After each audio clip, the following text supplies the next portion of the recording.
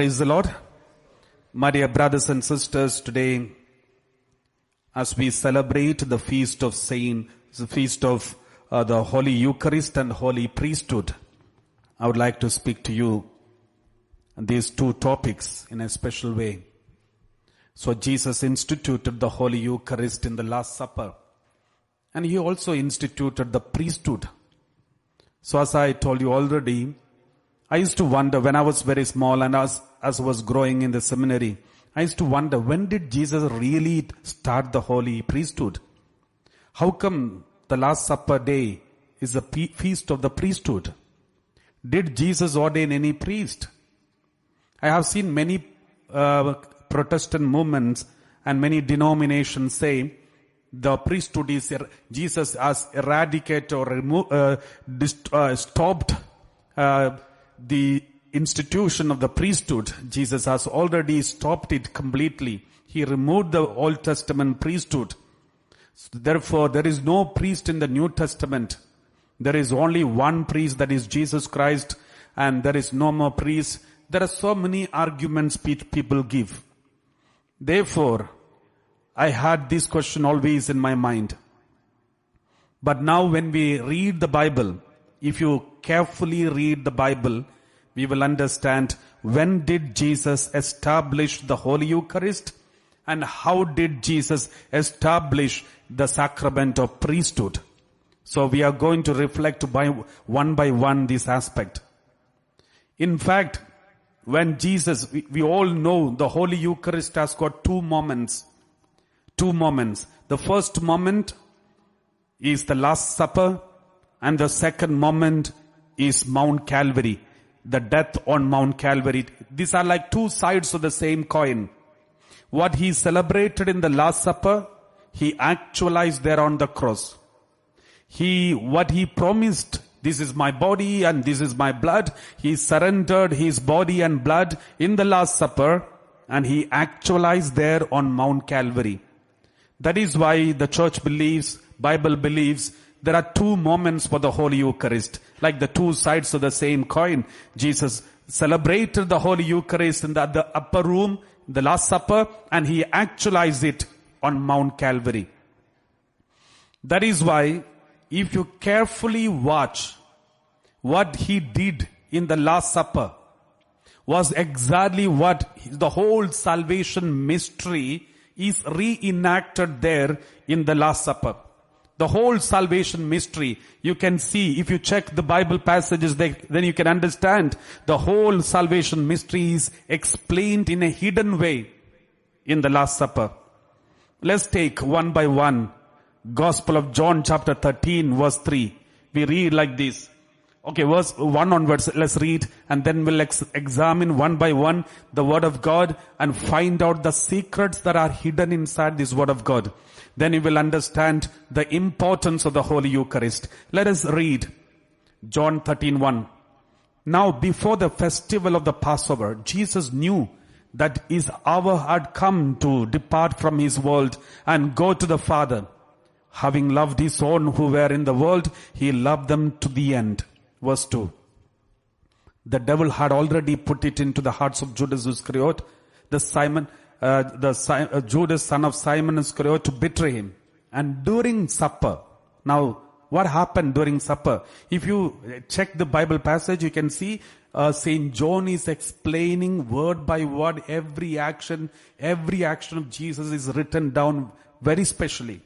Unlike in other passages, when Jesus is doing something, every action is not written down very carefully. But here, every action is very carefully written down. Let's read.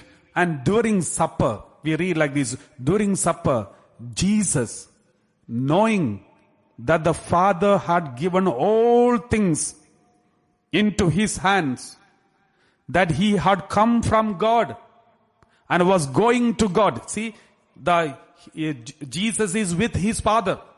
That is origin. Before the creation, God the Father, God the Son, God the Holy Spirit are together. That is why the first sentence, Father had given all things into his hands. That he had come from God.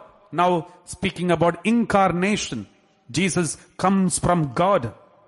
Now, he was going back to God. Ascension. The ascension of our Lord Jesus Christ.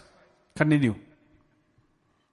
And now, this God who came down from equal to the Heavenly Father, he left the heaven and he came down to this world, and then he goes back to the heavenly presence. This God, he is present here in front of the 12 disciples, and now we read Jesus got up from the table. So this is symbolic. Where did he get up from? He is getting up from the table. That means Jesus is getting up from the heavenly throne. He was in the heavenly throne, sitting at the right side of the Father, sitting on the throne. From leaving the throne, he got up from the table, means he got up from the heavenly throne, took off his outer robe, means he gave up his divine identity. He gave up his divine robe and tied a towel around his waist. Towel around himself means a towel that is tied around your waist means you are becoming a slave. A towel that is around your waist means becoming a slave. Jesus got up from the heavenly throne, left the divine form, and put on the form of a slave. Put on form of a slave. Verse 5. Then he came and knelt down in front of these disciples, and then he poured water into a basin. Water into a basin is also a creation. It's a sign of new creation. We know in the beginning, in the creation, book of Genesis chapter 1, we know God, when he created, there was water. And then he separated the water from the earth. He separated. He put water into a basin. That is what we read in the book of Genesis. Now, before he starts a new creation, he is putting water into a basin. You can see the connection. It's a sign of new creation, new beginning, and new creation. We know that Eucharist and the New Testament is the new creation, and Jesus is starting this new creation. He poured water into a basin, and then he began to wash the disciples' feet. He started the washing. So water into a basin. The water has got so many symbols. First symbol, new creation. Second symbol, going through the water. We know in the Old Testament, the Jewish people, when they were saved from Egypt, and on the way to Promised Land, they had to go through the Red Sea. Going through the Red Sea means going through the water, and this is commemorated and repeated through the baptism. Baptism means we give up our old self and put on our new self. We give up the sinful slavery and we become free children of God. So that is the meaning of water. Now Jesus is taking this water and he knelt down in front of the disciples and he started washing the feet of the disciples. He started washing the feet of the disciples. And then after washing, we read like this, verse 12. After he had washed their feet, he got up. When he gets up, it's a symbol of resurrection. See, he left the heavenly presence, and then he left the heavenly form, divine form, and then assumed the human form, a slave form. He came down to this earth. He knelt down in front of human beings and washed their feet, means cleansing them from all unholiness. Cleansing them from all sinful life. Then he got up means he died and resurrected.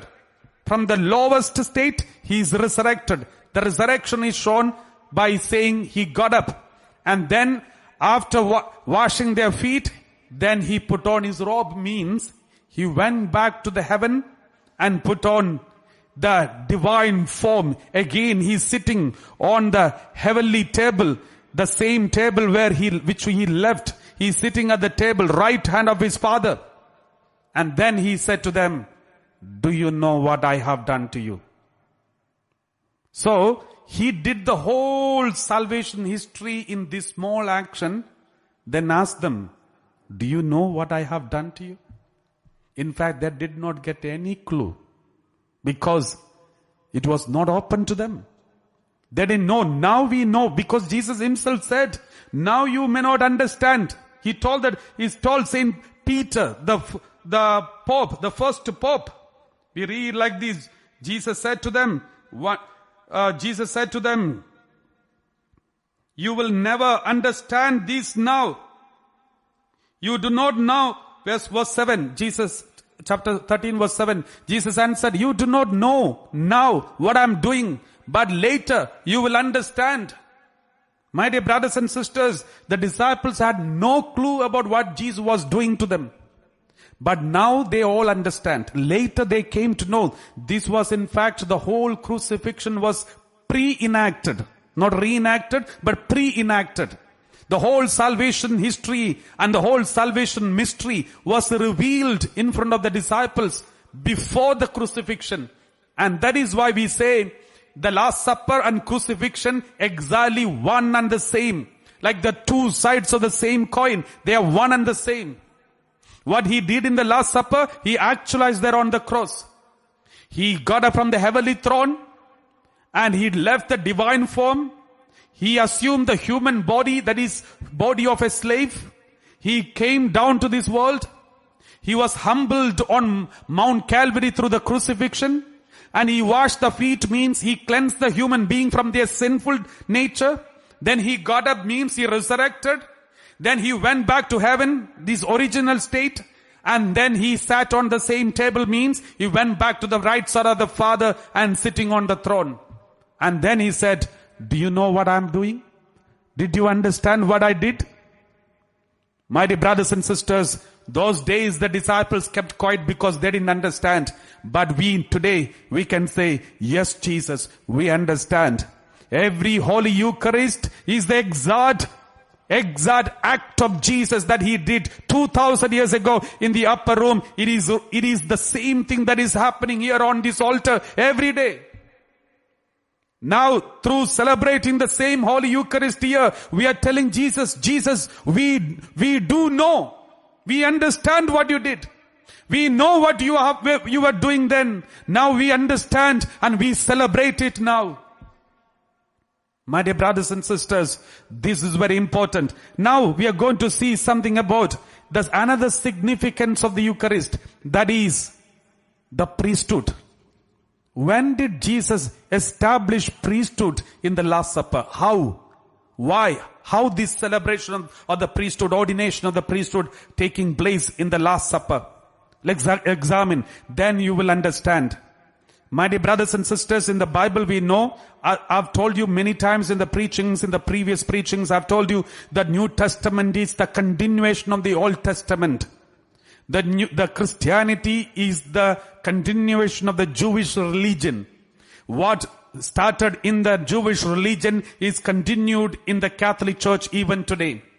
And in the Jewish religion there was one temple, one church. In the New Testament there is only one church, the church. Church means the mystical body of Christ. In the temple there was sacrifices in the Old Testament. In this temple, in the New Testament temple, one church, there is only one sacrifice, that sacrifice of the Lamb of God, Jesus himself.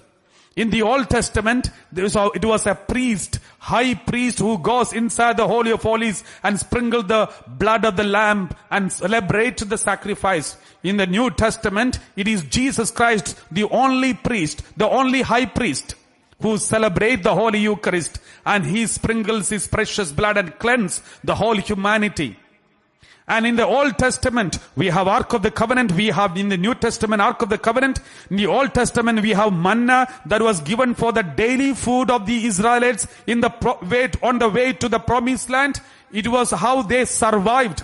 In the New Testament, we are in the process to go to the heavenly promised land. In this way, in this Exodus, the new Exodus, we are surviving through the new manna, that is the Holy Eucharist. So likewise, you can see so many connections with the Old Testament and New Testament. And now, I'm going to speak to you about the importance of priesthood and how Jesus started priesthood in the New Testament. In the Bible we know the most important act that happened in the history of Israel are the two things. One is the Passover meal that happened on the day they left Egypt. The Passover meal. Second one, the covenant that took place on Mount Sinai. Passover meal and the covenant that happened on Mount Sinai. These two moments are the most important moments of the Jewish people. Passover meal and the covenant that happened on Mount Sinai. There was a sacrifice that happened on Mount Sinai that we read it from the Exodus. The Passover meal and sacrifice on Mount Sinai. Likewise in the New Testament, we have the Passover meal in the upper room and the sacrifice on Mount Calvary. These two are inseparable. The same way in the Old Testament, there are two things. The Passover meal and the sacrifice on Mount Sinai. When, in the New Testament, we know only the priests are supposed to celebrate the Passover meal. That is Eucharist. Only the priests are allowed. But in the Old Testament, when God established the Passover meal, all the head of the family, all the Israelites were permitted to celebrate the Passover. The head of the family was the main one who is presiding over the first Passover. Head of the family was the one who was presiding over. But we know today only the priests are allowed. But then everyone was allowed. Because they were all royal priests. All of them were royal priests. We know from the word of God, Exodus chapter 19 verse 6. Exodus chapter 19 verse 6, God calls them, all of them, you're all royal priests, priestly kingdom and a holy nation. You're all royal priests. All the people of Israel, royal priests. Therefore, they had the right, they could preside over those Passover meal then. But later, we know in the course of history, when they started the Exodus, when they reached the wilderness, and when on Mount Sinai experience, and then the worshipping of the golden calf, and after that, God took away the right to offer sacrifice from the people of Israel and gave this right to celebrate the Passover meal only to the Levite priesthood, the sons of Aaron. And God said, only the sons of Aaron from today, only the sons of Aaron should be the ones who are supposed to preside over the Holy Mass or the Passover meal and celebrate, offer the sacrifices. No one else should be doing it. We read like this in the Word of God. God said very clearly, no one else was allowed to celebrate this, offer this. And then God appointed some priest. God said to Moses and said, Moses, now you have to ordain some priest. Out from the Levi priesthood, the Levi tribe, you have to select Aaron and his sons and ordain them as the priest, and they should be the one who is supposed to offer celebrating the Passover for me. And you're not supposed to offer Passover in your homes from anymore, now onwards anymore. You should not be celebrating Passover in your tents or in your families. But the holy the Passover meal should be celebrated only in the Jerusalem temple. Initially in the tabernacle, in the holy place by the priest, but later when they build the Jerusalem temple, the Passover meal is supposed to be celebrated. The sacrifice should be celebrated only in the Jerusalem temple. God said to Moses and said, now you ordain the priest. And likewise, from among the royal priest, God selected some people to be ministerial priest. Ministerial priest to celebrate the Passover sacrifice. They are called the Old Testament priest from the Levite tribe, the sons of Aaron. Though the Levite tribe is a huge tribe, out of them only the Aaron and his sons are allowed to be the main celebrants and chief priest. Not all the Levites are allowed to go for sacrifice. They are able to serve around the altar, but only the sons of Aaron were permitted to offer the sacrifice. Let us read. Let's see how the ordination was taking place. How did Moses ordain the Old Testament priest when God told Moses to ordain the priest? Then you will understand how Jesus ordained the New Testament priesthood. Therefore, we need this clarification, parallelism. Only then we will understand how did Jesus start the ordination. How did Moses do the ordination? We read Exodus chapter 29 verse 1 onwards. That is where we see the ordination of the priest in the Old Testament. 29 verse 1. Now this is what you shall do to them to consecrate them. Consecrate whom? The priest. So that they may serve me as priest. So that they may serve me as priest. Take one young bull and 2 rams without blemish. So there should be an ordination plus sacrifice. There is an ordination ceremony and then sacrifice. Both should go together. I remember my ordination. Some years ago, in 2006, December 29th, when I was receiving the holy ordination, initially I had the cassock, and then come in front of the bishop, and then bishop one by one, he gives me after the prayers and all the services, and in between the main prayer, he lay the hands on me and pray over me, and then remove some hair from my head as a sign of sacrifice, leaving this world. And then he would give me the vestments one by one, the inside one. Then there is a sash around, a belt-like thing. And then he also give the stole, and then the outer robe. And likewise there is a long ceremony with lots of prayer and lots of special rituals. And that's how he had ordained me as a priest. Now you can see in the Old Testament the ordination. How was the ordination takes place? We see when the ordination was taking place, God said to them, bring these animals to. So there, when I was made ordained as a priest, after this ordination, then we were asked to go to the whole altar and celebrate the Holy Eucharist, the sacrifice. Ordination and then sacrifice on the altar. Exactly the same way, when Moses ordained those priests, after ordination, they were supposed to do sacrifice. Let's read verse 2. For ordination, the first step is, God said, take ram and then bull and unleavened bread, the Eucharist bread, unleavened cakes mixed with oil, and unleavened wafers spread with oil. You shall make them of choice wheat flour. Verse 3. You shall put them in one basket and bring them in the basket and bring the bull and the 2 rams. And verse 4. You shall bring Aaron and his sons, they are the priest, to the entrance of the tent of meeting and wash them with the water. The first ceremony of the ordination in the Old Testament is washing them with the water. Especially, they wash their feet and hands. So who has to wash?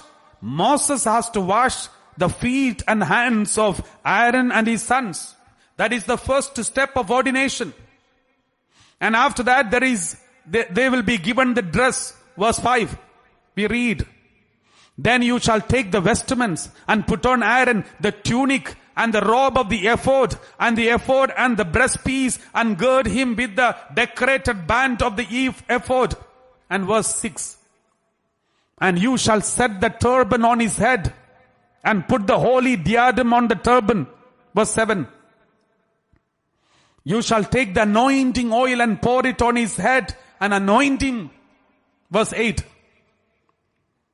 We read like this. Then you shall bring his sons and put tunics on them and then ordain the other priest. Verse 9. And you shall gird them with sashes and the headdresses on them, and the priesthood shall be theirs by a perpetual ordinance. It's a perpetually they are priest. You shall then ordain Aaron and his sons. So this is how the ordination in the Old Testament. So the ordination starts with the washing of the feet.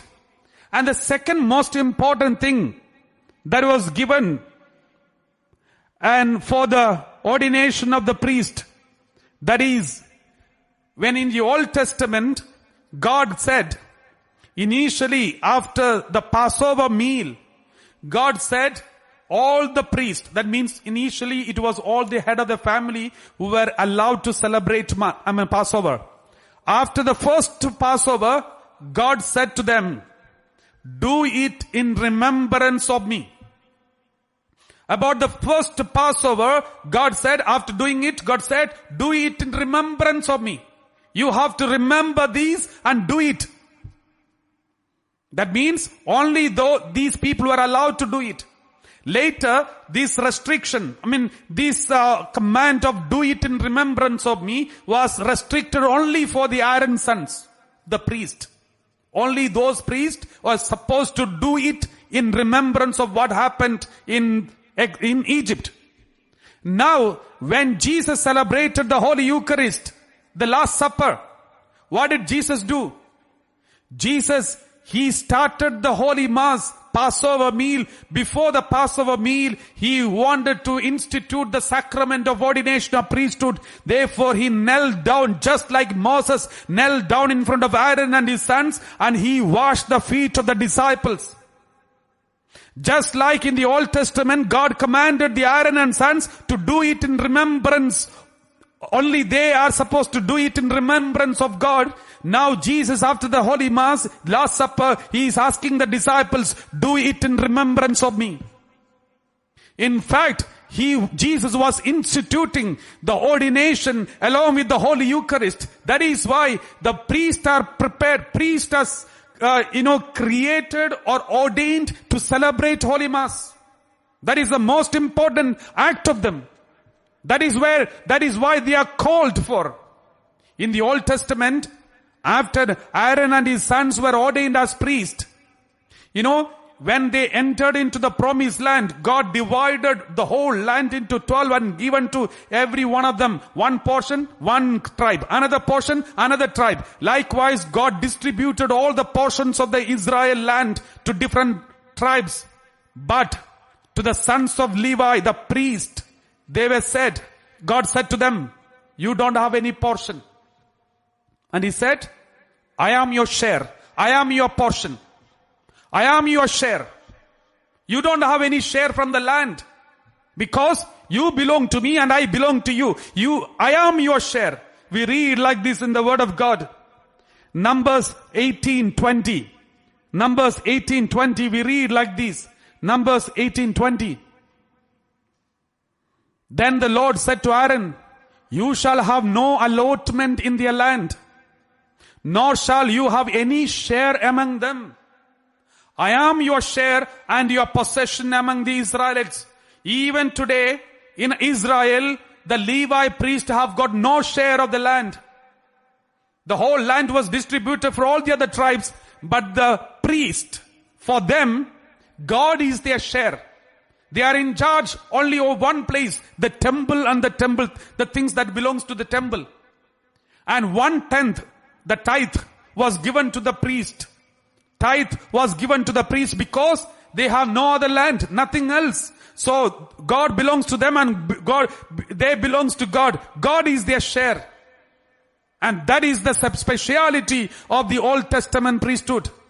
Now, in the New Testament, in the Last Supper, when Jesus was celebrating this ordination of the priesthood, he started with the washing of the feet. And he was ordaining them as priests. He was giving them a responsibility to celebrate Eucharist every day. That is why, just like the Passover is supposed to celebrate it every year. In the beginning, they started in Egypt. And later, they started continuing in Israel even today. The same way, this Last Supper should be celebrated every day, perpetually.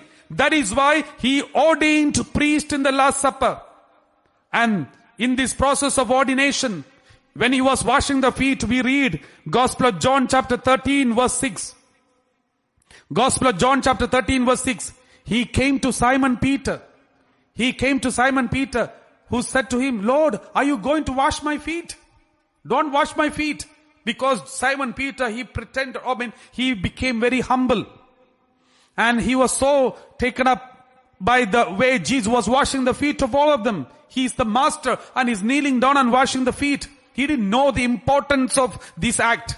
He didn't know he's getting ordained as a priest. He didn't know this is very important act. He didn't know then the value of this. That is why Jesus told him, you will not understand what I'm doing now, but you will understand it later, the importance of it. Because in fact that was ordination. Now, Peter said, Lord, are you going to wash my feet?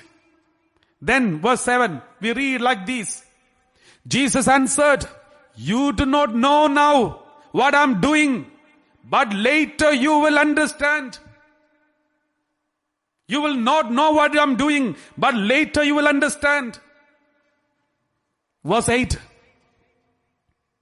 Peter said to him, you will never wash my feet. He was so humble and he said, you will never wash my feet.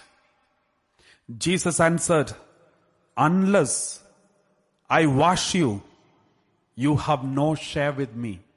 What does it mean? Unless you become a priest, you have no share with me. Because in the Old Testament, only for the priest, God is the share. God is their portion.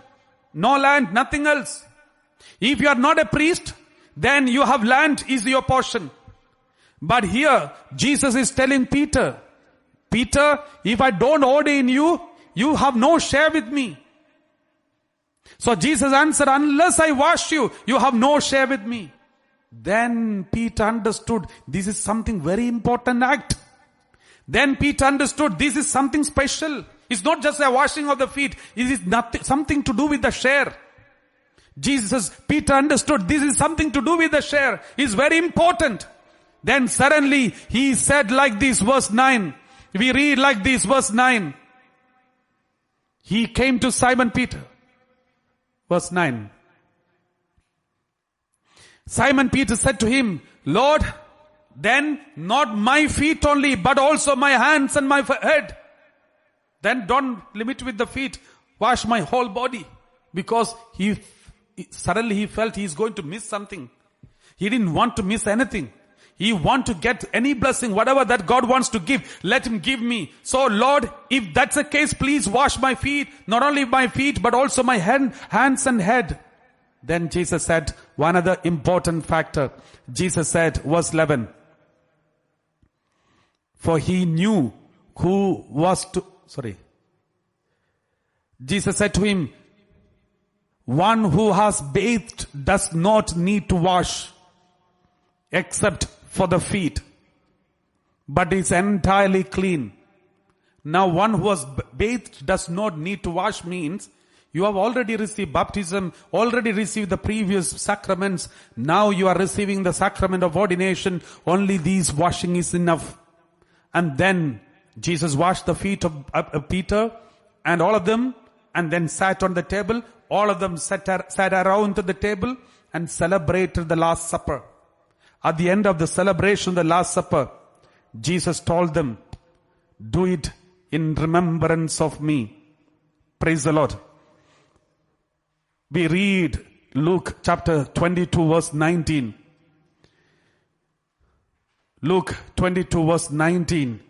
We read like this. Jesus, then he took a loaf of bread, and when he had given thanks, he broke it and gave it to them and saying, this is my body which is given for you. Do this in remembrance of me. Now, many people say what we are doing today is only a memorial of the Last Supper. No, this has got a speciality. If you want to know what exactly Jesus meant by saying, do it in remembrance of me, then you should know what exactly that happened among the Jewish people when they were asked by God to do it in remembrance of me. We need to understand that meaning, and only then we understand this meaning. We call it anamnesis. So, The Greek word for this anamnesis, what does it mean? We read in the Bible, God said to them, Exodus chapter 12 verse 14, the first Passover. After the first Passover, God said, this day shall be a day of remembrance for you. You shall celebrate it as a festival to the Lord. Throughout your generations, you shall observe it as a perpetual ordinance. That means it's a perpetual ordinance, and you have to celebrate it as a festival every year and do it in the remembrance. This day shall be a day of remembrance. You shall celebrate it as a festival, and it is a perpetual ordinance. So 3 things. Memorial is a do it in remembrance, and then it's a celebration, celebrate it. Third one, it's a perpetual ordinance. These are the things which God said initially when Passover meal was sacrificed. And God again commanded them. How are you supposed to do? In the future, after so many generations after generations, when you celebrate after 1,000 years, when you celebrate the Passover, how are you supposed to celebrate? The same way, unleavened bread and the body and all these things, the process should be there. The Passover process. In that Passover process, there is a very important act. The youngest member will ask the eldest one, what is the meaning of this? What is the meaning of this? The youngest member will ask the eldest one. Then you should say like this. We read Exodus chapter 13 verse 8.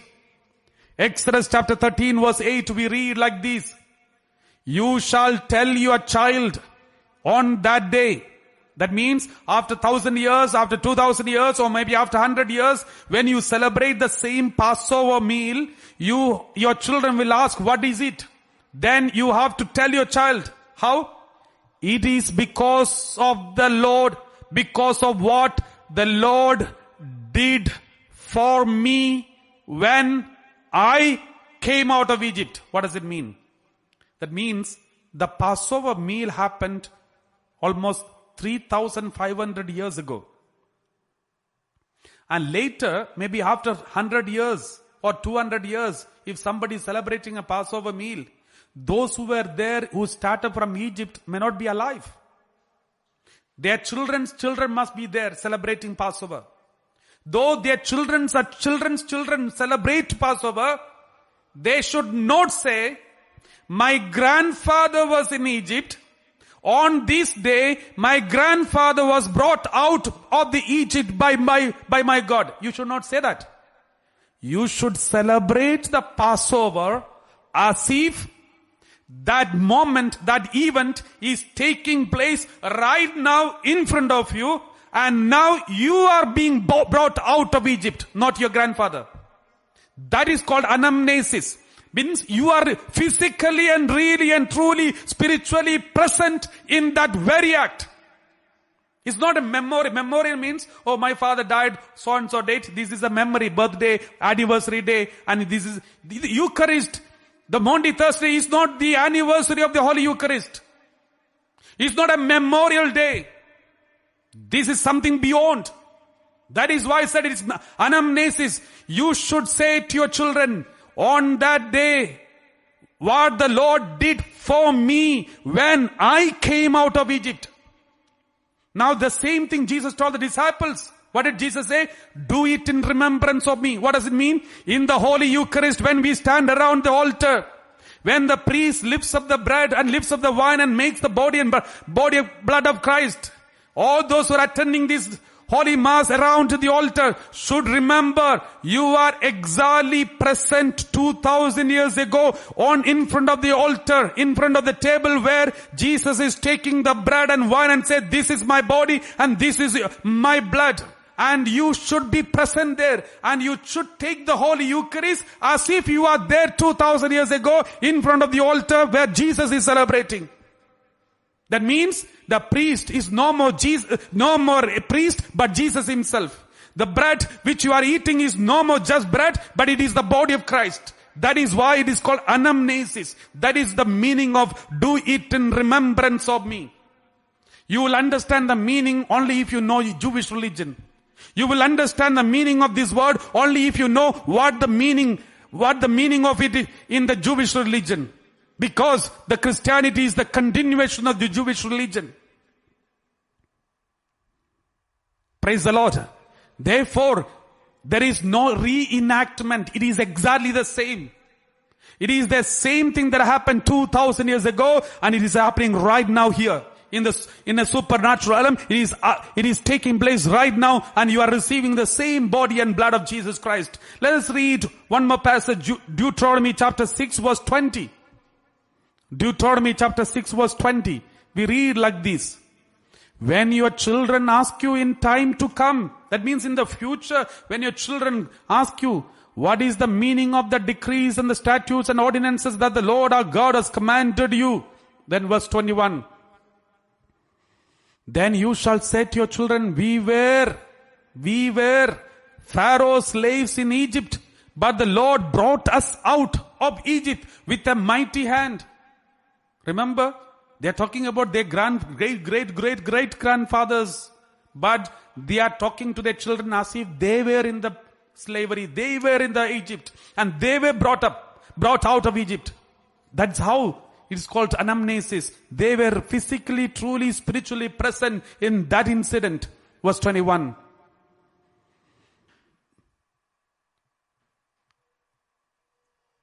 Chapter 6 verse 21. Then you shall say to your children, we were Pharaoh's slaves in Egypt. Okay, 22. The Lord displayed before our eyes great and awesome signs and wonders against Egypt, against Pharaoh and all his household. God did all these miracles in front of our eyes. In fact, none of them have seen it, because their great grandfathers have seen it. But they speak to their children as if they have seen it. They were witnessing it. This is exactly what is supposed to be taking place in the Christianity, my dear brothers and sisters. And verse 23. He brought us out from there in order to bring us in, to give us the land that he promised on oath to our ancestors. Verse 24. Then the Lord commanded us to observe all these statutes, to fear the Lord our God for our lasting good, so as to keep us alive, as is now the case. That means we have to observe these things, this Passover meal, every day, forever, for our lasting good, so as to keep us alive, as is now the case. What does it mean? That is why in the New Testament, Jesus said, all those who eat my body and drink my blood will live. Means Passover is for our life in the Old Testament. In the New Testament, Eucharist is for us to keep us alive. See the connection here. Verse 25. If we diligently observe this entire commandment before the Lord our God as he has commanded us, we will be in the right. We will never make mistakes. My dear brothers and sisters, this is exactly what Jesus celebrated in the Holy Eucharist in the Last Supper. And he spoke it very clearly in the Gospel of John chapter 6. Jesus spoke about this living bread that comes down from heaven, the new manna. Many people in those days did not understand the meaning of Eucharist. Even today, many people do not understand the meaning of Eucharist. Because of the confusion, the doubt about the Eucharist, many people left Jesus in those days. Even today, because many people do not believe in the Eucharistic presence of Jesus, they have left the church and started so many denominations. My dear brothers and sisters, remember in the Old Testament, the Passover, we know in Egypt, they killed the lamb and took the blood and kept it on their doorpost and ate the meat of the lamb. The body of the lamb, they ate. God commanded them, kill the lamb, put the blood on the doorpost and eat the body. Then you will be saved. Suppose if they did not eat, they only put the blood. That is not enough, because it's a disobedience. They have to take the blood and also eat the body of the lamb. That is compulsory in order to complete the Passover. If that's the case, in the New Testament, Jesus said, this is my body, and gave his body and blood. We have to, if you want to be saved, you have to eat the body. If you want to complete the Passover, you have to eat the body, not just a bread. Many denominations, they don't believe in the Eucharistic presence, Jesus' presence in the Eucharist. Therefore, they only eat the bread. That is not enough. Unless Jesus dies for us and we eat his body, we will not be saved. And we do eat his body. That is why Jesus said, my body, all those who eat my body and drink my blood will live forever. That means salvation is possible only if you eat and drink his body and blood. Therefore, anyone who doesn't believe in the presence of Jesus Christ in the Eucharist, they are going against the Bible. They are going against Jesus Christ. They are becoming part of the Antichrist. Eucharist is the center of the Christian faith. Eucharist is the center and summit and sum total of the whole salvation history and the salvation mystery. You may not understand it now. Jesus told the disciples, you will understand it later. That is why the Eucharistic celebration was formed during the time of Acts of the Apostle. Many people say, why it is not there in the Gospel? In the Gospel, very clearly written down. May not be the way to celebrate now all these process, but you in the coming days we will see the same rituals, the same progress, the same ordination. The rituals of the Holy Eucharist was done by Jesus himself in the first century. During the time of Jesus, we will reflect about it tomorrow. The same process was done. The ways we celebrate today is the same way Jesus celebrated the Holy Eucharist 2000 years ago. The same process. We will reflect about it tomorrow. Therefore, my dear brothers and sisters, Jesus in fact instituted the Holy Eucharist in the Last Supper, as well as he instituted the Holy Sacrament of Holy Order, the priesthood in the Last Supper. That is why for the last 2000 years, the church is celebrating the feast of Holy Eucharist, institution of the Holy Eucharist and priesthood on this day, and today is the happy feast to all of you, and wish you all happy feast and wish all the priests happy feast, and may God bless you and bless all the priests to live their priestly life and celebrate the Holy Mass for which they are ordained. Let's close our eyes and offer all our intentions on this altar.